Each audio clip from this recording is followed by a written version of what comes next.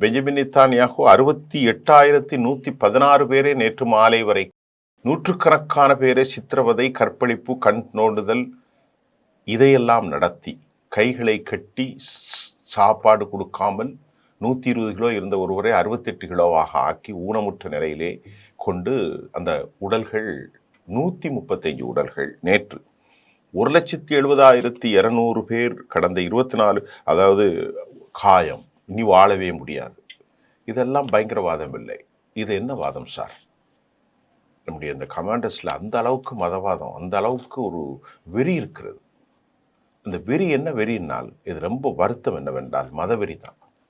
முஸ்லிம்களுக்கு மீதான இந்த மதவெறியை அவர்கள் ஹமாஸுடைய பிரச்சனையிலே காட்டுகிறார்கள். அது காட்டக்கூடாது. அது ரொம்ப தவறு.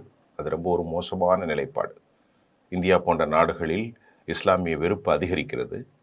இந்த வெறுப்பை அடிப்படைத்துவ மதக்குழுக்களை தாண்டி பலரும் சொல்லிக் கொண்டிருக்கிறார்கள். இது மனிதர்கள் என்று தான் பார்க்க வேண்டும், யூதர்கள் என்று பார்க்க வேண்டிய தேவையில்லை. முஸ்லிம்கள், கிறிஸ்தவர்கள் யாரும் பார்க்க வேண்டியதில்லை. இது மனிதர்களில் ஒரு 135 பேரை பிடித்து சித்திரவதை செய்து வன்புணர்வுக்கு ஆளாக்கி கைகால்கள் வெட்டப்பட்டு கொடூரமாக சித்திரவதையிலே 135 உடல்கள் நேற்று காசாவுக்கு அனுப்பப்பட்டிருக்கிறது.